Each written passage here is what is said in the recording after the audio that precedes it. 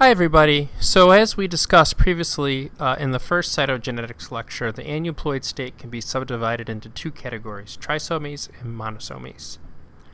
Trisomies occur when there is the presence of 3 homologous chromosomes for one particular type of chromosome. Examples of trisomies of the autosome include Down syndrome, which is trisomy of chromosome 21, Edwards syndrome, which is trisomy of chromosome 18, and Patau syndrome, which is trisomy of chromosome 13 rather. Examples of trisomies of the sex chromosomes include Klinefelter syndrome, which occurs when you have a male with an extra X chromosome. So the total sex chrome complement is XXY instead of XY. And then also XYY syndrome, which is when you have males with an extra Y chromosome, so that the total sex chromosome complement is XYY instead of XY. Monosomies occur when there is only one chromosome present for a particular type of chromosome. An example of a monosomy which actually results in a viable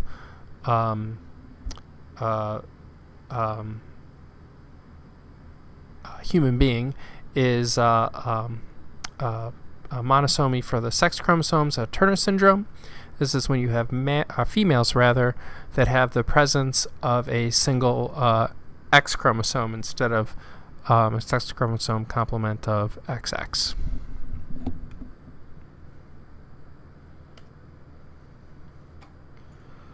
So both trisomies and monosomies result from nondisjunction errors that occur in anaphase of meiosis 1 or meiosis 2. So to go back and review exactly what anaphase in meiosis 1 or meiosis 2 entails, I encourage you to go back to the initial lectures, the chapter 2 lectures that discuss mitosis and the 2 phases of meiosis.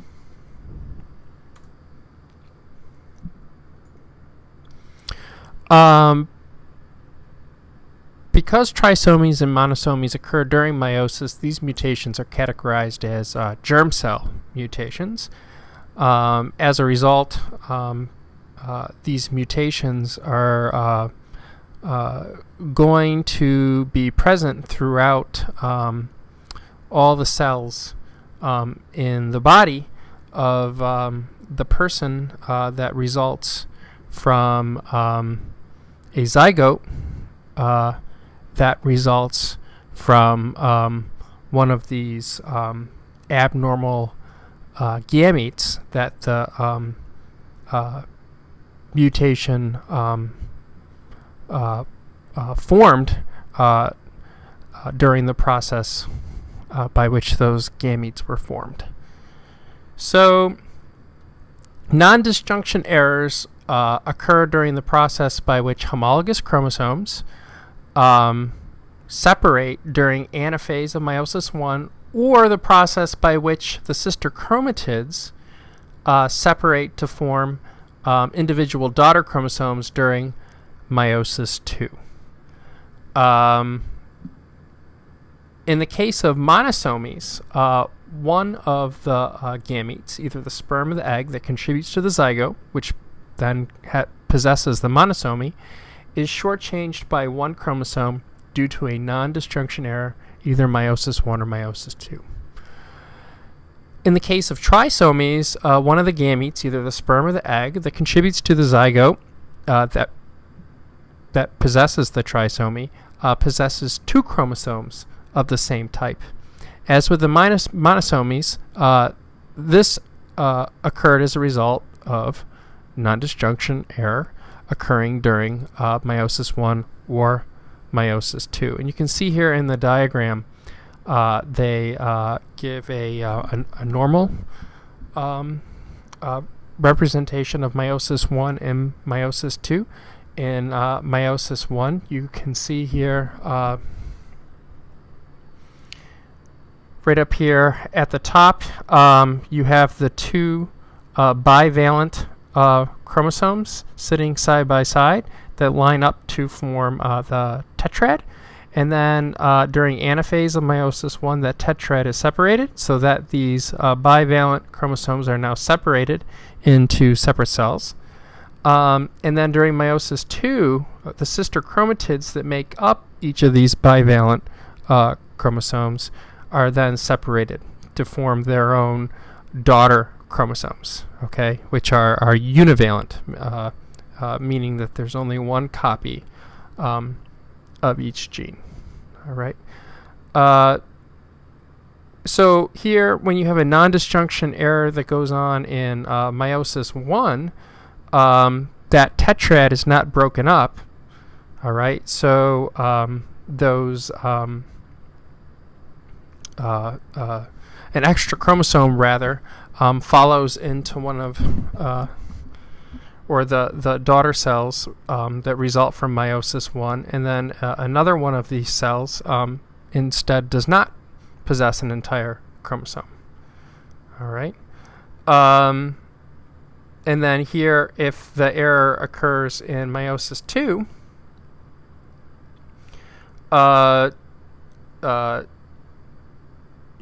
you do not have the proper separation of the sister chromatids that make up one of these bivalent chromosomes. All right. In any case, whether the non-disjunction error occurs in meiosis 1 or in meiosis 2, you're going to end up with gametes that either have an extra copy of a chromosome or are missing a chromosome. All right. And so if you end up having a zygote created by a gamete which is missing a chromosome, then you're going to end up with a monosomy. And if you have a zygote formed by a gamete that has an extra chromosome, you're going to end up with a trisomy.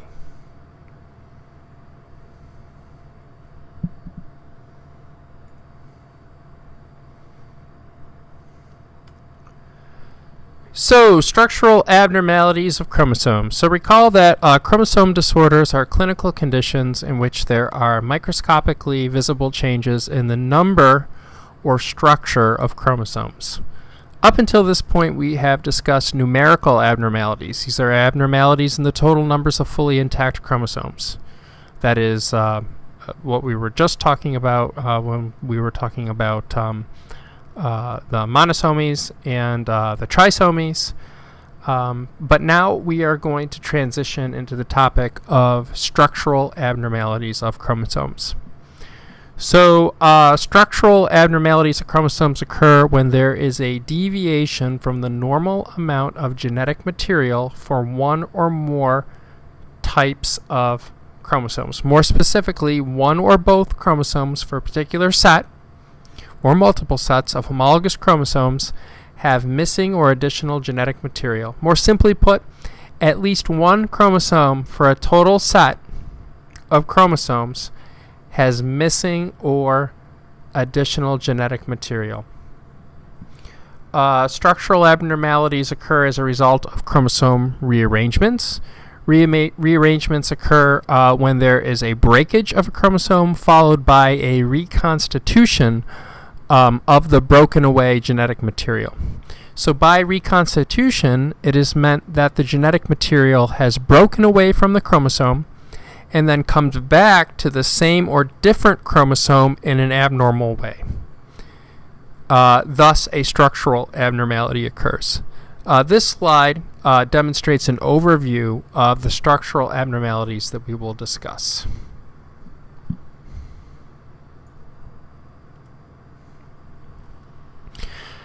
So, more classifications before we move on to the specifics. If a chromosome rearrangement results in the same total amount of genetic material being present throughout the genome, all the chromosomes are considered, when considered together, the same amount of genetic material is present, the rearrangement is considered to be balanced.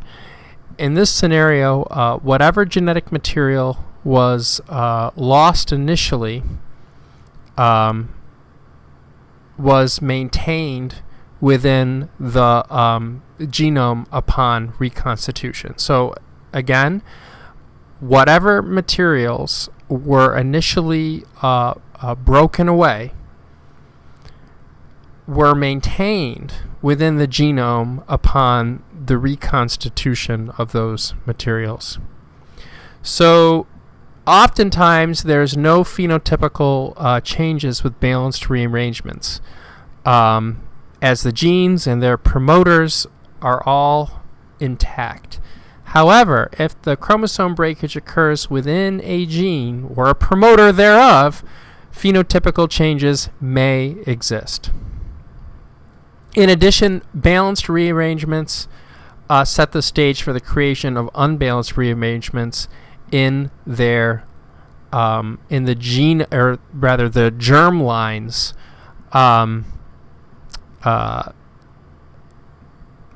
that will someday be created in people affected by those balanced rearrangements.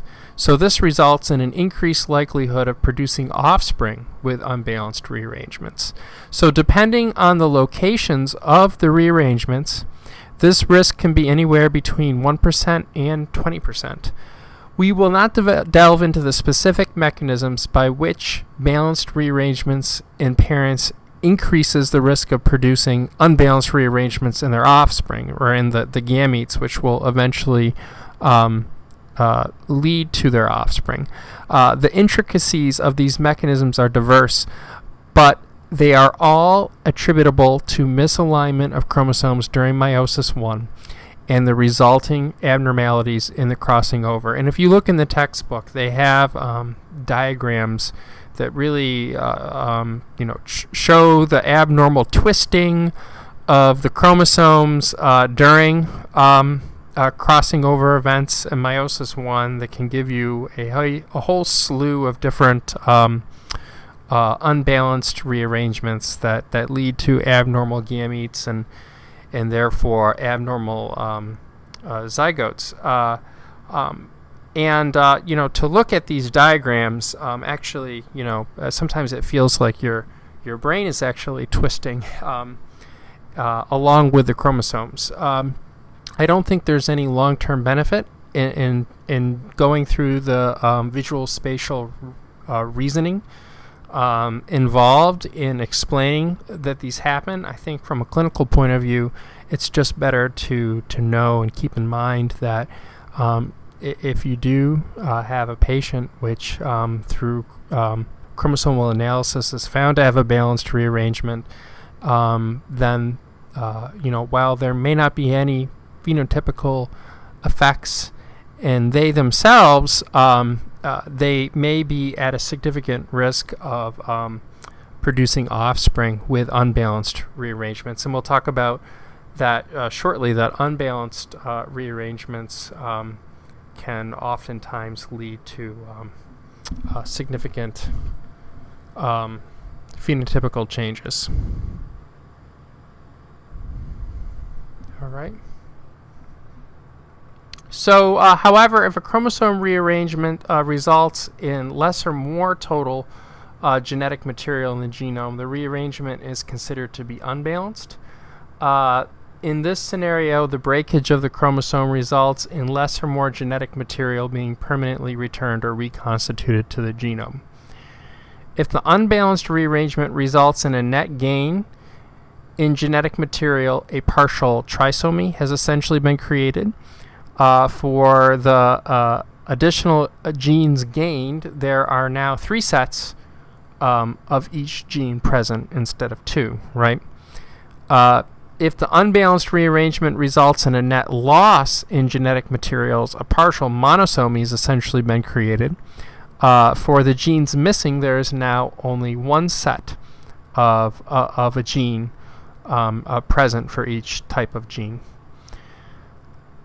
In either scenario, a partial trisomy or a partial monosomy, an imbalance in genetic information for those impacted genes will often produce phenotypical changes. These changes are dependent on the amount of lost or gained genetic material and the nature of the genes that are involved.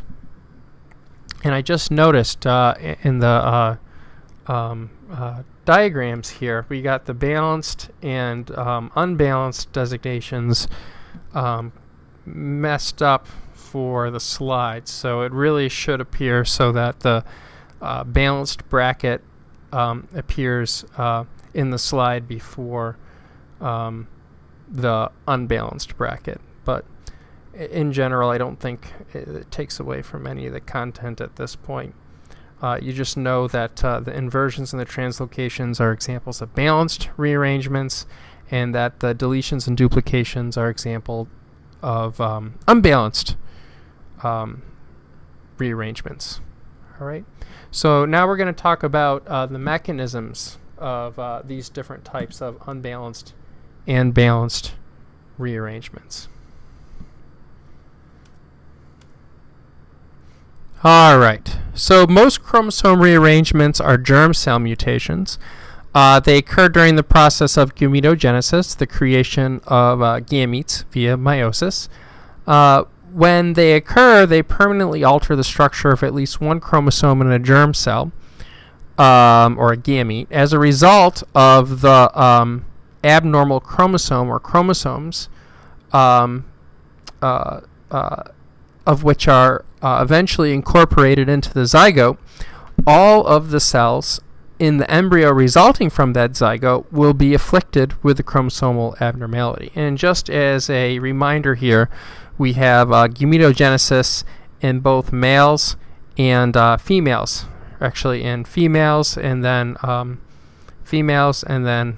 males listed for you here. So these rearrangements can occur anywhere, okay, in the process of leading to the original germ cells, which go through meiosis 1 or meiosis 2, or they can actually occur during meiosis 1 or meiosis 2.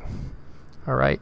But in the end, you're going to get an abnormal gamete, which will then contribute to a zygote, which will thereby be abnormal.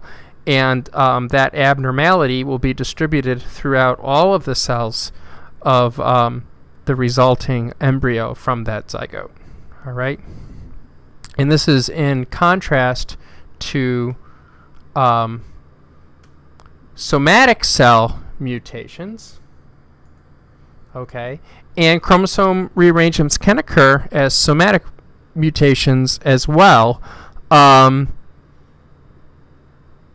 If a chromosomal rearrangement occurs during a mitotic episode of crossing over, and crossing over can occur during mitosis, it's not common, but it does happen, the chromosomal abnormality will only be passed on to the progeny of that mutated cell.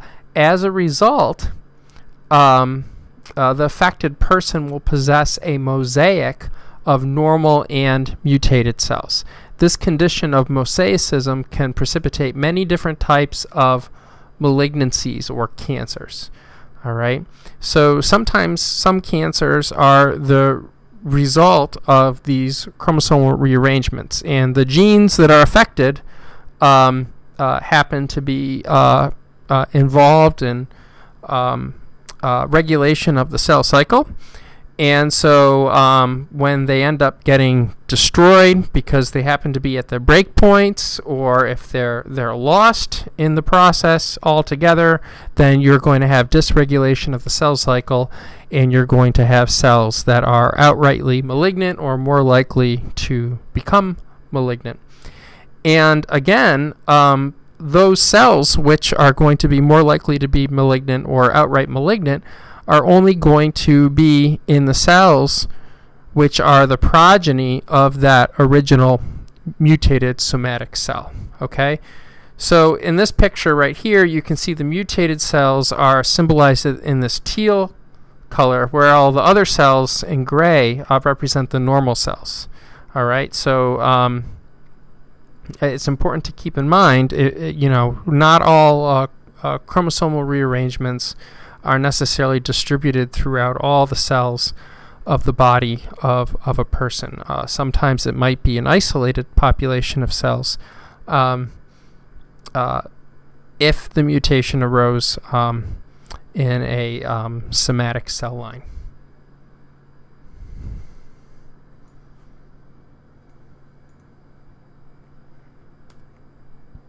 So how does this all happen? At low rates, chromosome rearrangements can happen spontaneously. However, in our modern era, chromosomes more oftentimes are being broken with mutagenic chemicals, such as benzidine, or viruses such as human T-cell leukemia virus, HTLV1, or ionizing radiation. So such agents that are responsible for chromosome breakages are often specifically referred to as clastogens. As opposed to mutagens, they're specifically referred to as clastogens.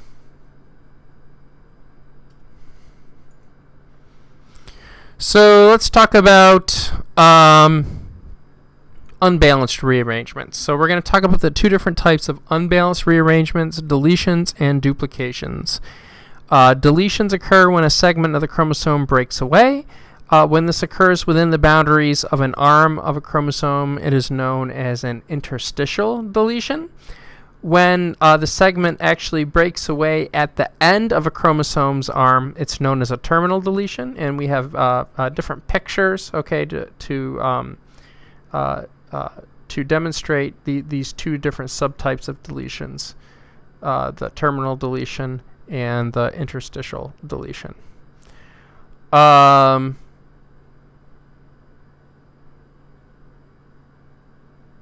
All right. So deletions may occur as simply the result of the breakage of a single chromosome. However, deletions can also occur as the result of abnormal and unequal crossing over during meiosis I. So in the latter scenario, segments of each homologous chromosome are misaligned at crossing over.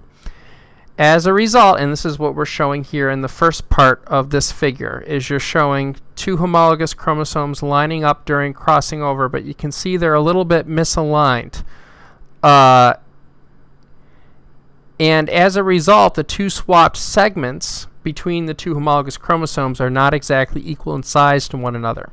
The longer segment has some additional duplicated genetic material, while the shorter segment has some missing deleted genetic material.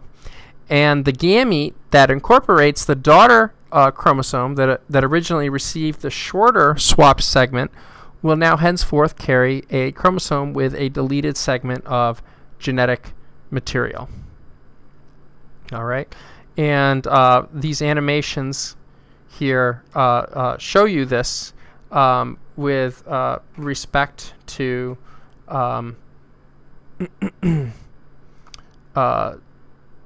the chromosome that is created as a result of the unequal crossing over, and that actually receives less genetic material than its than the other homologous chromosome. All right, and so these dashed gray lines show you how the total length of the chromosome is actually shortened.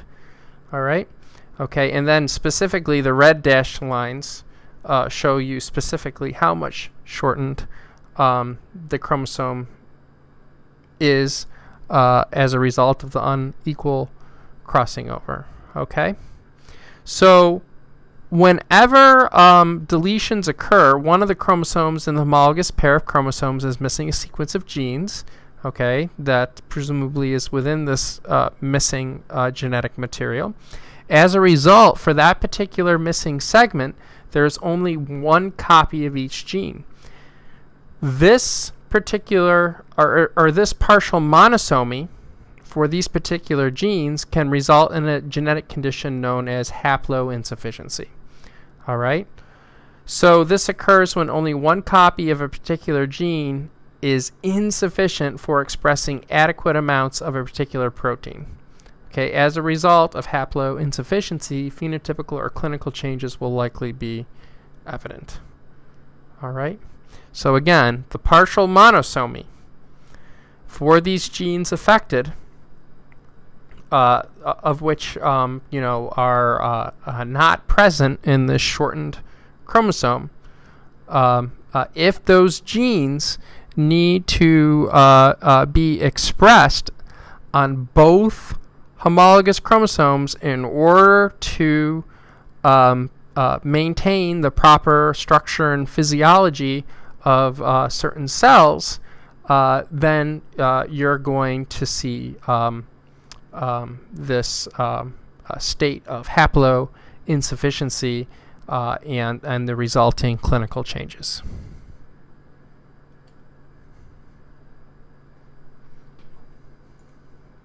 So, duplications. So, as indicated with the previous slide, unequal crossing over in meiosis 1 may also result in chromosomes with additional genetic material. Because this additional material came from a homologous chromosome, it is simply duplicated genetic material. More specifically, the chromosome with additional material will possess a duplicated set of genes. All right, and you can see right here, the gray lines indicate now or give reference to the chromosome which has additional genetic material and by which has been lengthened. All right, and specifically we can see that it has an additional B bracketed segment as compared to only the two B bracketed segments for a normal chromosome of this type. All right. So the gamete that incorporates the daughter chromosome that originally received the longer swapped segment will now henceforth carry a chromosome with an additional or duplicated gene. So as a result, a partial trisomy for that duplicated set of genes will be created. Because there's going to be sufficient numbers of each impacted gene to express adequate proteins, duplications don't often result in significant phenotypical changes. However, phenotypical changes may be evident as a result of disturbances in relative protein expression. For example, increased expression of the impacted genes, for example here at this bracketed segment B, may result in physiological and developmental disturbances as a result of unbalanced protein-protein interactions. All right. So it may result in some developmental mishaps due to imbalances in the relative amount of proteins being expressed as a result of more expression from these particular genes involved at these locations. But the effects do not seem to be as significant as you would get with a deletion.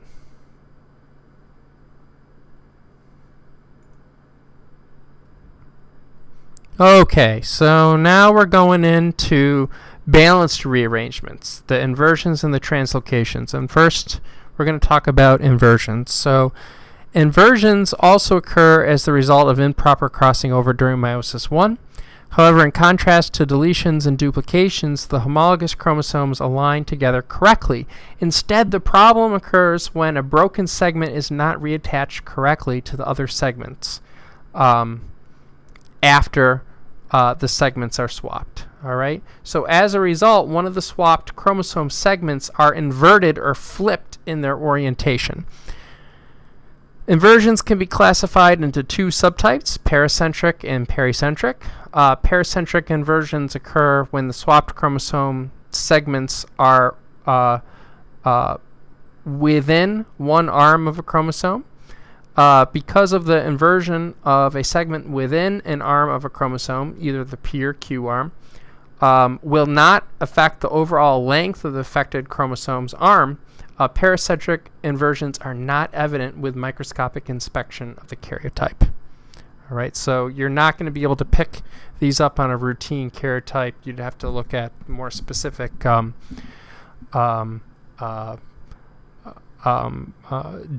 to look at banding patterns of the chromosomes to be able to pick up these types of irregularities.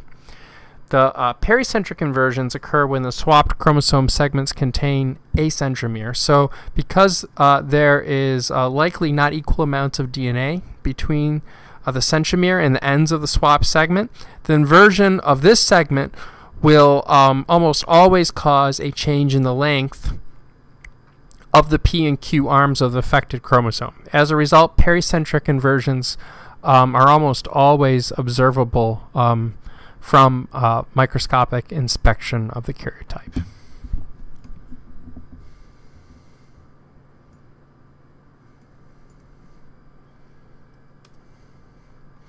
So, translocations. In contrast to inversions, translocations involve the reconstitution of chromosomal material between non-homologous chromosomes. Translocations can be subclassified into two broad categories, Robertsonian translocations and reciprocal translocations. And looks like the slides are actually switched again here. I apologize on that. So that all the material is still there. It's just that the material is for this slide where it says reciprocal translocations, the material gives reference to Robertsonian translocations, and for the next slide, which is showing Robertsonian translocations, the text is giving rise to reciprocal translocations. So I'll just I'll narrate it in the correct form here, and then I'll just have to go back and switch it on the notes. Sorry about that.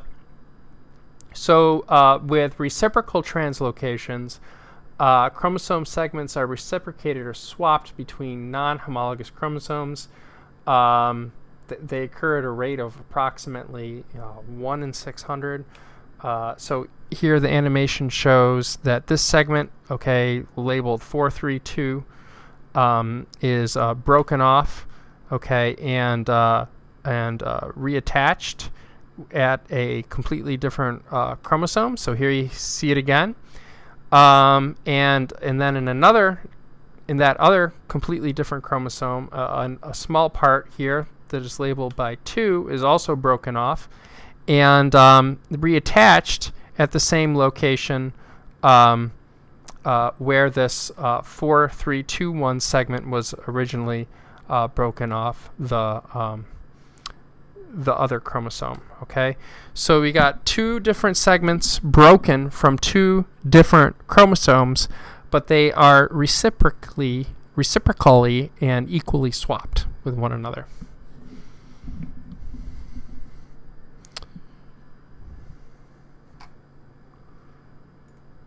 Okay.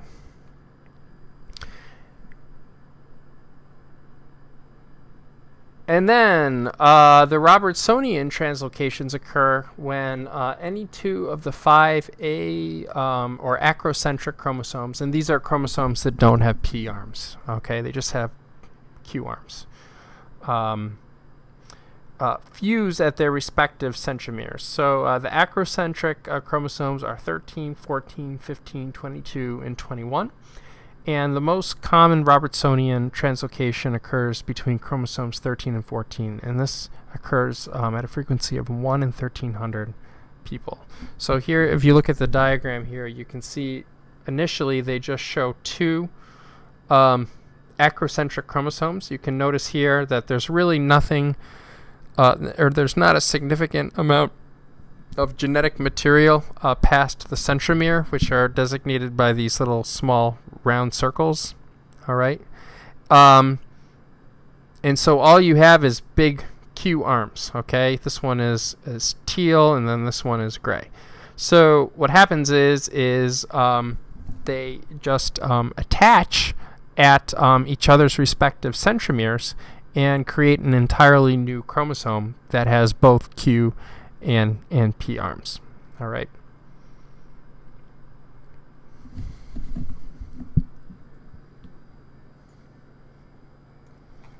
All right, so that is everything.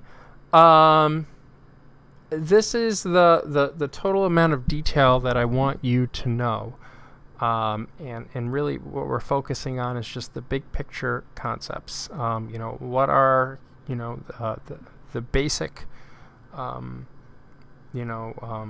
mechanisms of these abnormalities, and how are they organized and classified, and what is the basic clinical relevance of them is what I want you to know. And that's all distilled down here on these 16 slides.